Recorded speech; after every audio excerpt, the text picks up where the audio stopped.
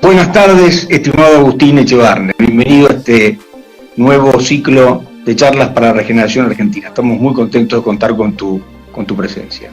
Muy buenas tardes, un placer estar con ustedes. Siempre sigo la Fundación Atlas, que es un lujo todo lo que han hecho en todos estos años. Hace rato son uno de los mejores defensores de la libertad de América Latina.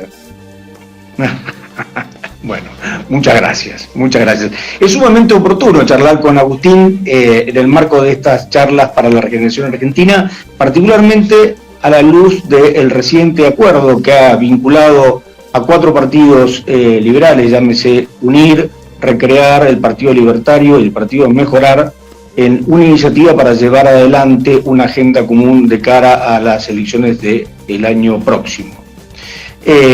Esta iniciativa ha sido puesta bajo el nombre sumamente potente de Republicanos, que obviamente hace vibrar fibras íntimas en cada uno de los que estamos seguramente en esta charla. Queríamos, Agustín, analizar contigo la iniciativa desde 2 puntos de vista, básicamente. Un punto de vista referido a la potencialidad en cómo modifica la aparición de republicanos a la difusión de las ideas liberales y a continuación querríamos hablar también de cómo ves el rol de esta iniciativa en términos de la defensa de la vigencia de nuestra Constitución, que hoy está ciertamente amenazada. Para ponernos un poco en situación. Adelante. Sí, perdón. No, yo creo que es que justamente es tal cual lo que estás diciendo, ¿no? Es una alternativa de querer ponernos a trabajar en el armado de lo que podía ser una tercera fuerza en Argentina. Este es un primer paso, estos 4 espacios que conformamos Republicanos Unidos, pero lo vemos como un primer paso. Hay otros esfuerzos que se están haciendo que nosotros los reconocemos como muy valiosos, como puede ser el de Despertar, ¿no? Que está José Luis Espert y está Luis Rosales y Javier Milei, y creo que vamos a tender a estar juntos antes de las elecciones. O sea, creo que va a haber posiblemente un armado de una tercera fuerza, y que nos parece que es importante porque la Argentina requiere una oferta diferente a la que ha tenido hasta ahora. Es como que hasta ahora, por lo menos como yo lo veo, es que Argentina fue optando por el mal menor. Entonces se fue conformando siempre una especie de grupo más o menos socialdemócrata que trata de ganarle al peronismo, ¿no? Entonces el peronismo que es más difícil de definir, pero de algún modo el radicalismo lo hizo en algún momento, y ahora Cambiemos lo que trata de hacer es poner una fuerza de centroizquierda, pero moderada, racional, más cercana a un modelo europeo y no del modelo chavista, ¿no? De kirchnerista. Pero lo que está faltando desde hace décadas en Argentina, con algunos intentos que hubo como la UCD o como Recrear, pero en realidad nunca hubo una oferta potente de centro-derecha. Y nosotros creemos que los países andan como las personas, tienen un paso con la derecha, un paso con la izquierda, siempre medio en el centro, y vas haciendo un equilibrio. Pero cuando se vuelca permanentemente a la izquierda y solamente vas teniendo la cultura de la justicia social, y nunca se sale de esa cultura, porque cuando gana el socialdemócrata también participa de esa misma idea, ¿no? de que la necesidad crea derechos y de que entonces hay una excusa para robar o para ocupar un terreno o para ocupar algo que no es tuyo, ¿verdad? ¿Pero por qué? Porque es el derecho de los necesitados. Y en cambio es necesario, yo creo que es necesario para cualquier país, tener un partido de centro-derecha clara, con ideas claras, con la defensa de la moral clásica, que es la moral que fue evolutivamente generando los seres humanos hasta llegar a las 3 grandes religiones, y tienen esa moral de no robar, no matar, no mentir, ¿no? De vivir del fruto de tu trabajo y no del trabajo ajeno. O sea, las cosas básicas, el ahorro, el esfuerzo, que hicieron grande a Argentina. Entonces creo que con la decadencia total que tiene la Argentina hoy en día, que ya no es decadencia, ahora es una caída de fin de ciclo, está terminando con una caída muy fuerte en Argentina, es el momento en que puede surgir una tercera fuerza y que a medida que la perciba como que puede ser una opción ganadora, va a crecer muy rápido. Mientras por ahora mucha gente no cree que es una opción ganadora y muchos creen que por ahí es dividir el voto. Pero justamente como estas son elecciones legislativas, es el momento para mostrar dónde realmente querés que esté tu voto. ¿Cuáles son las ideas que realmente te gustaría que gobiernen Argentina? Y cuanto más gente se anime a apostar lo que realmente le interesa, lo que realmente le gusta, bueno, más rápido va a crecer esta tercera fuerza. Yo estoy convencido, piensan igual que nosotros, que solamente le falta el vehículo y creerse que es posible. Agustín, vos has hecho referencia a que nos encontramos en una situación donde la caída en realidad se ha transformado en una suerte de fin de ciclo, una situación en la cual hay situaciones básicas a las que no estamos acostumbrados que se hacen presente.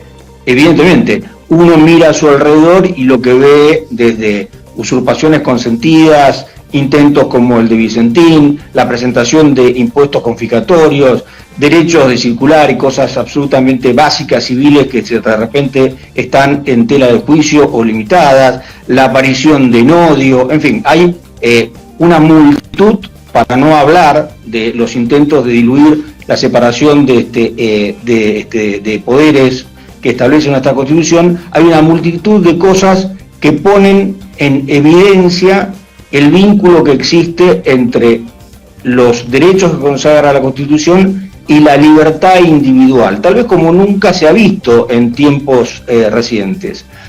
¿Vos pensás que esta situación tan grave es al mismo tiempo una oportunidad, en el sentido que vos observás que hay una mayor receptividad a las ideas liberales en el conjunto de la sociedad? Yo creo que sí, creo que sobre todo en los más jóvenes, que eso es lo que a mí me da mucha esperanza, porque veo que, y los más jóvenes en un amplio estrato social, no estoy refiriendo a chicos de Recoleta, me estoy refiriendo a gente en todo el país, en las 24 provincias, y de todos los sectores sociales, muchos que los papás son kirchneristas, los papás son peronistas, pero se dan cuenta que ni el peronismo, ni el kirchnerismo, ni Cambiemos les ofrece un futuro. O sea, el futuro que les están ofreciendo a la juventud, a lo sumo es un plan social. Vos señalás al joven. Perdón. La comunicación tiene sus inconvenientes. Dale. No, lo que decía es que los jóvenes no están viendo un futuro. Muchos están pensando en ir de la Argentina, ¿no? Y eso yo lo veo como que la propuesta nuestra, en cambio, es una propuesta de realmente confiar en los jóvenes.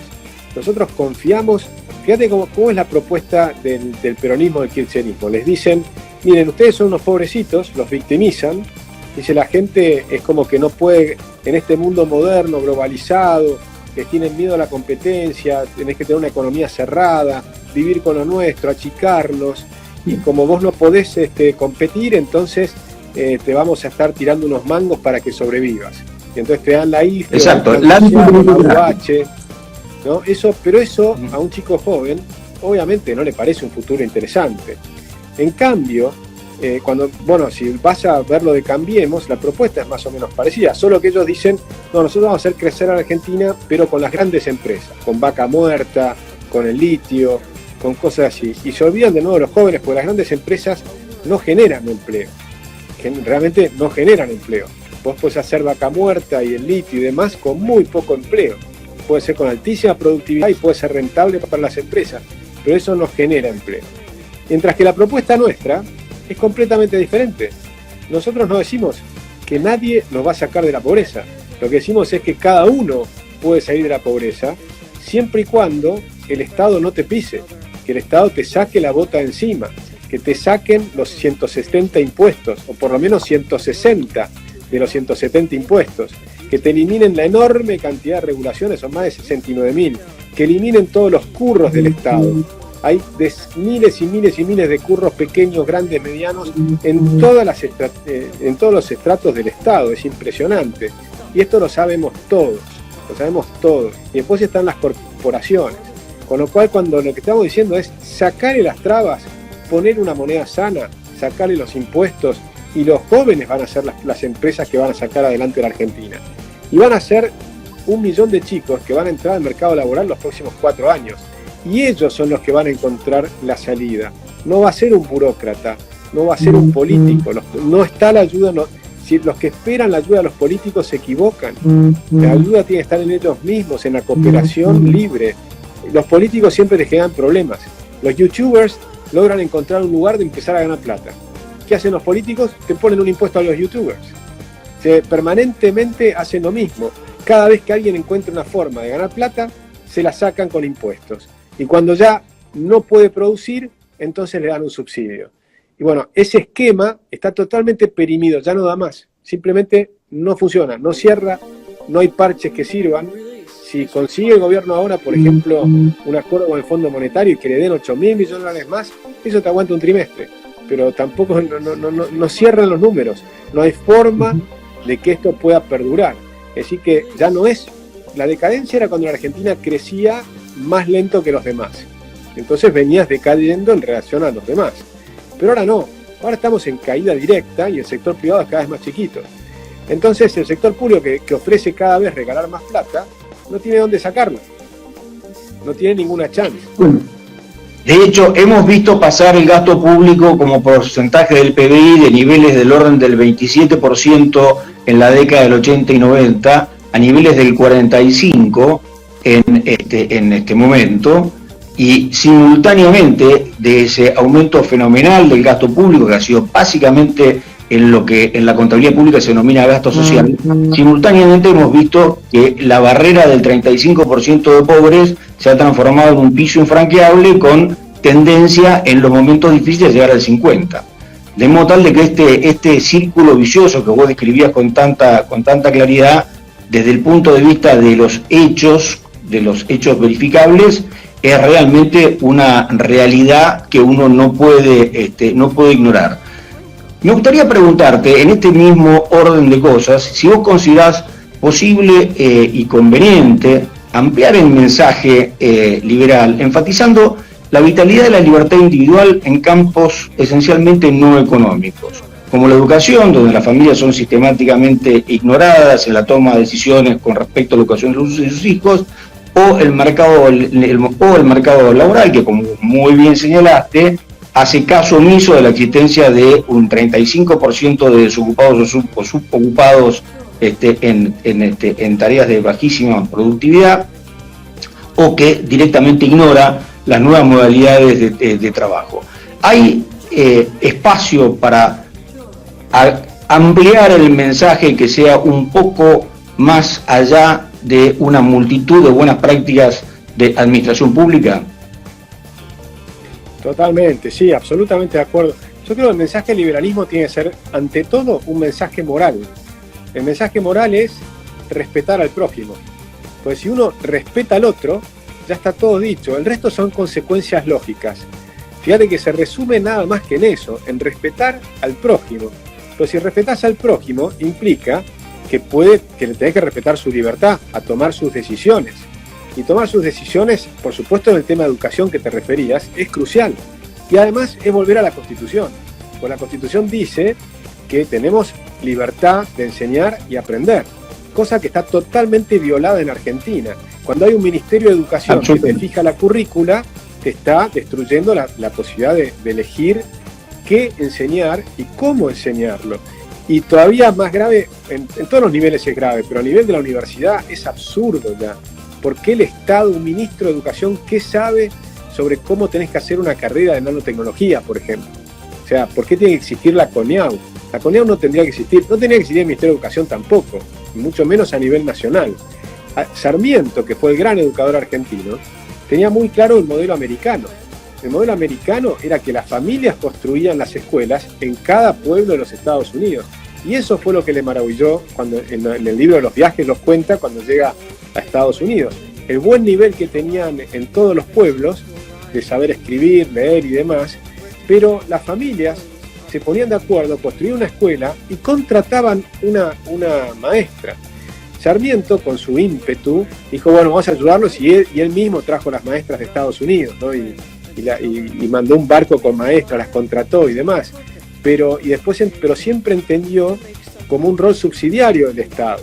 El rol primario de la educación es de las familias, y sobre todo, de ninguna manera tienen derecho a decirte qué es lo que cómo tenés que educar a tus hijos, o qué religión, o qué valores, por ejemplo, o mucho menos el idioma.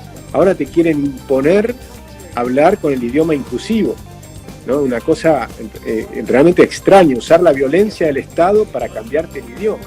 Una cosa realmente que es insoportable. Y cuando lo mirás allí, te das cuenta, por ejemplo, este año con el tema de la salud. Violaron todas nuestras libertades. Nos metieron en nuestras casas, en prisión domiciliaria. Nos prohibieron la circulación, que está en también el artículo 14 de la Constitución. Un chico, Mauro Ledesma, murió cruzando el río Bermejo porque quería ir a visitar a su hija, 23 años. Entonces, cuando uno ve eso, te subleva. Tenemos que rescatar las ideas de la libertad para que se den cuenta los políticos que no tienen derecho a violar nuestras libertades. Pero, como decía Mariano Moreno hace tantos años, hay que divulgar los derechos de las personas para que recuerden que los tienen, ¿no? Porque si no, decía Mariano Moreno, vamos a volver a creer que vamos a mudar de tiranos, pero sin destruir la tiranía. Y hoy estamos viviendo en una tiranía, porque lo de este año fue tremendo. O sea, obligaron a fundirse a cierta empresa. Aún no termina, y el año aún no concluye. Ahora vamos a ver en qué deviene el episodio de la vacuna, porque no vaya a ser cosa que tengamos que someternos a una decisión sin ninguna clase de fundamento científico, al solo efecto de producir un buen evento, digamos, para la salud política del partido gobernante. Así que realmente estamos en una situación en la cual nuestras libertades individuales están afectadas. No es una cuestión de paranoicos, es una cuestión de realidades. Hay cosas que son verdaderamente sumamente preocupantes. Y como vos también señalás, esto es de alguna forma el epílogo de un libro que se empezó a escribir hace 70 años, donde nos hemos venido acostumbrando todos los días a ser un poco más pobres en libertad, en beneficio de la clase política que gobierna. ¿Cómo ves? Contanos un poco de la agenda concreta, digamos, de Republicanos.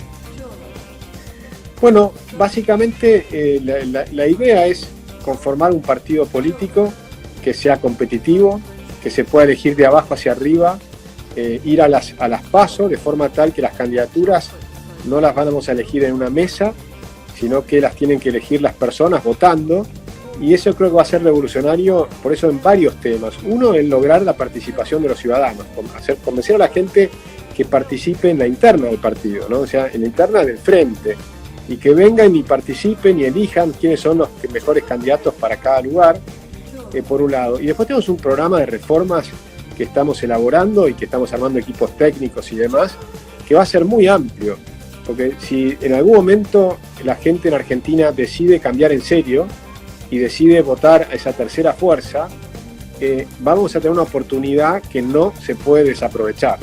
Pero el Cambiemos tuvo la oportunidad, pero la desaprovechó.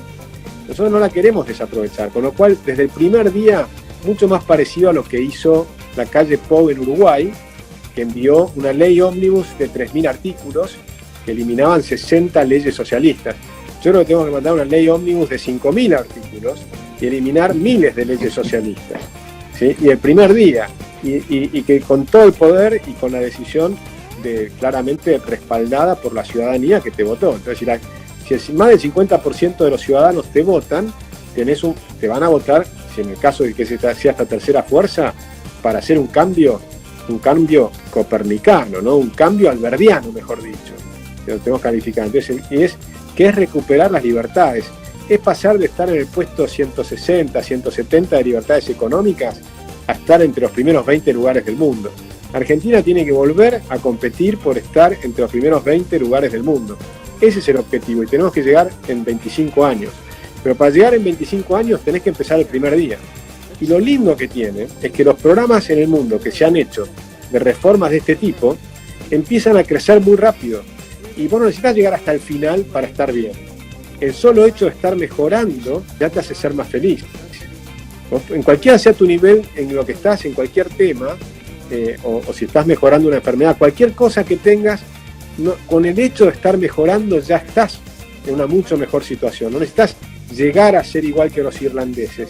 El hecho de estar cerrando la brecha con los irlandeses ya nos pone en el camino correcto y eso ya te pone en positivo. Con lo cual yo creo que eso puede ocurrir muy rápido. En un par de años Argentina ya vamos a ver que va a estar creciendo muy rápido, a 7-8% anual. ¿Por qué? Porque vamos a tener moneda, porque inmediatamente, por ejemplo, yo propongo dolarizar, pero si no es dolarizar va a ser otra reforma equivalente. Es decir, cuando yo digo dolarizar es liberar las monedas, pero si liberamos las monedas, ¿qué moneda eligen los argentinos? El dólar. Sí. Entonces sí, es una dolarización de hecho. Si lo puedes sí. hacer con un acuerdo monetario con Estados Unidos, mejor, porque entonces compartimos el señoriaje y eso son unos cuantos mangos que sería muy interesante. Pero si no, simplemente la libertad de moneda, la gente elige el dólar, eso solo es un salto de productividad enorme. Y todo lo que requiere salir de la pobreza es el salto de productividad. Es decir, con la misma cantidad de horas de trabajo, tenés un resultado mucho mejor. Con la misma cantidad de horas de trabajo, ganas el doble, ganas el triple. Bueno, eso es lo que se puede hacer cuando empezás a poner un país en marcha. La moneda sana es clave, los impuestos es clave, regular es clave, la flexibilidad laboral es fundamental para que los chicos que hagan las nuevas empresas no tengan miedo a contratar, que sepan que no le van a hacer un juicio laboral y vas a perder todo lo que invertiste porque se enojó una persona que contrataste cuando lo despediste porque no funcionaba más. Si la persona no funciona, vos lo tenés que poder despedir y tiene que haber un seguro de desempleo. Hay esquemas mucho más racionales como la mochila austríaca, por ejemplo. Hay modelos muy interesantes que se utiliza, por ejemplo, en el mercado de la construcción. Me vas poniendo todos los meses un 1.5% del sueldo y cuando se lleva ese dinero. Y si la persona se quiere ir, simplemente se lleva la mochila a otra empresa y la va a usar cuando la necesite. Y si no, no la va a usar. Pero vos podés contratar y despedir cuando quieras. Y eso le da un dinamismo al mercado laboral enorme. Y por supuesto hay que eliminar esta ley que sacaron ahora anti-teletrabajo. El teletrabajo es muy importante y les va a permitir a todos estos chicos que van a hacer empresas nuevas a generar empresas de servicios para poder exportar servicios a todo el mundo. Entonces hoy en día las posibilidades son inmensas. Argentina va a tener enormes oportunidades de salir adelante muy rápido si hacemos estas cosas que son estas reformas que son indispensables. Agustín, en el interín, como decíamos, y este es el segundo ángulo que queríamos, con lo que queríamos enfocar esta conversación, estamos en una situación en la cual hay riesgos ciertos de que principios básicos de la República, como la define nuestra Constitución, se vean afectados. Déjame que sea un poco malvado y te plantee la siguiente pregunta. Está claro que todos los liberales somos republicanos, no está claro que todos los republicanos sean liberales. ¿Cuál es el límite, digamos, de republicanos el acuerdo? Cuando uno lo mira desde el punto de vista de la defensa de la Constitución. Bueno, sí, yo creo que, digamos, uno puede ser, yo lo digo a veces en liberales y conservadores, ¿no? Y cuáles son las diferencias. A veces los liberales tenemos una visión, podemos tener diferencias, por ejemplo, en cuanto al tamaño del Estado, pero inicialmente, por ejemplo, si ponemos, además hay muchos liberales diferentes, porque tenemos los liberales libertarios que querrían un Estado prácticamente nulo, o los liberales clásicos, que son los liberales de la época de Alberdi, que tenía un Estado que proveía seguridad, justicia, salud y salud básica, porque empezaban las reglas de higiene y demás, y después con Sarmiento y demás educación. Pero todo eso significaba 8% del PBI, con lo cual hasta ahí tenemos que estar todos juntos. Después tendrás otros que son más los ordoliberales, como los alemanes, que incluían alguna cosa adicional y podías llegar, por ejemplo, hasta un gasto público del 20% del PBI. Ahora, arriba del 20%, ya ahí es otra cosa, pero hasta ese momento, en términos de gasto público, estamos igual. Después puede haber diferencias en términos de las libertades individuales, cuando hablamos de temas que tienen más que ver con temas que a veces se consideran temas morales, donde los libertarios o los liberales decimos, estas son cuestiones que las tiene que dirimir cada persona. Por ejemplo, el consumo de drogas. Entonces, por ejemplo, para mí, las personas adultas pueden consumir lo que quieran.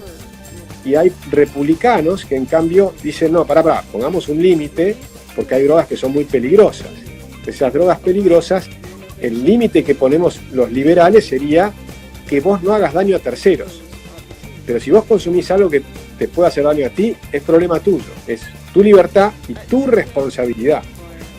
En cambio, del lado de los republicanos a veces van un paso adicional y dicen, no, hay ciertas cosas que son muy negativas y que hay que eliminarlas. Entonces empieza toda esa guerra contra las drogas. Yo creo que ahora cada día más se van dando cuenta que la guerra contra las drogas no funcionó y que lo que hay que hacer en todo caso es una guerra contra las adicciones. Y fíjate que ese término cambia completamente, porque si vos estás haciendo una guerra contra las adicciones, entonces estás hablando de problemas psicológicos, estás hablando de problemas médicos, estás hablando del tema de los amigos, estás hablando de si jugás al fútbol, si podés salir con la música, con otros temas. Mientras que si hablas de la guerra a la droga, hablas de narcotráfico, de armas, utilizás a la policía, a los investigadores, a la CIDE, a la CIA, a todas las fuerzas de violencia del Estado y de investigación de la actividad privada de los demás y una cantidad de cosas. Mientras que si la guerra es, como decía, contra las adicciones, estás hablando con médicos, con psicólogos, con amigos, con los padres de familia, con educación. Son dos cosas completamente distintas. Bueno, los liberales estamos mucho más con esta aproximación y a veces los republicanos tienen una visión un poco más dura, ¿no? Más de ir contra guerras drogas. Ese es un típico caso. Y puede haber otros casos, pero hay sutilezas y diferencias. Lo que pasa es que las cosas que nos unen son mucho más grandes, son mucho más potentes. Nosotros nos tenemos que sacar al socialismo de encima. Y en eso estamos de acuerdo todos. Tenemos que hacer una propuesta de mejorar todas las cosas que estamos hablando. En seguridad, por ejemplo, estamos de acuerdo en muchísimas cosas. Hay que salir de esta cultura de libertinaje o mejor dicho, de victimizar al culpable. Es decir, al culpable de un delito se lo victimiza y dice, no, esta persona es víctima de la sociedad. Entonces la doctrina de Zaffaroni de que zafen los delincuentes porque cuidado. Es esa doctrina también que está metida en la educación, ¿no? La doctrina de Freire, la doctrina de educar a la gente en sentirse oprimido por el sistema capitalista. Entonces, si sos un delincuente, no es tu responsabilidad, es culpa del capitalismo. Bueno, eso es un disparate. Entonces nosotros queremos volver a la doctrina clásica nuevamente, que es la doctrina de Beccaria, la de Alberdi, la de Soler, ¿no? Esa doctrina que decía simplemente uno actúa por seguridad de los habitantes. El Estado actúa por seguridad de la vida y la propiedad de los habitantes. Entonces vos no ponés preso a una persona considerando su psicología, lo ponés preso considerando que está violando la seguridad de los demás. Punto. Entonces la pena no está en función de si te pones en una visión divina, si este hombre es culpable o no es culpable, no, en función de qué es lo que lo motivó. No, simplemente lo ponés preso porque cometió un delito que afecta las libertades de los demás. Decía, es un cambio completo de visión. Es una visión alberdiana. Alberdi lo decía de una manera muy simple y clara en la Constitución. La cárcel no es para castigo, es para seguridad. Está clarísimo. Entonces, ese es el mensaje. Ahora, no lo puedes dejar libre a una persona que comete delitos, porque si no sigue cometiendo delitos y entonces está afectando a los terceros. Entonces ahí creo que hay muchos debates para hacer y que son interesantes. Otro debate interno que tenemos que tener es, por ejemplo, el tema del aborto, de la gente que defiende la vida desde el momento de la concepción, como es mi caso, y la gente que defiende la vida, pero no desde el momento de la concepción. Considera que el embrión humano todavía no es una vida humana, cosa que, bueno, es un debate que lo hemos tenido muchas veces y demás. Pero ese debate no nos puede dividir. Y eso es lo que es importante que tenemos que comprender. No nos puede dividir porque tenemos una tarea que es muy importante. La tarea que es muy importante es restablecer las libertades en Argentina, restablecer la Constitución. Y esa tarea nos tiene que encontrar unidos, y esos debates nos vamos a tener y vamos a tener que encontrar propuestas superadoras. Y existen. Yo siempre propongo, por ejemplo, una propuesta superadora que es hacer políticas para reducir, básicamente por educación, reducir los embarazos no queridos a 0. Entonces evitamos el problema antes de que aparezca. Bien. Bueno, Agustín, creo que están en un camino ciertamente prometedor.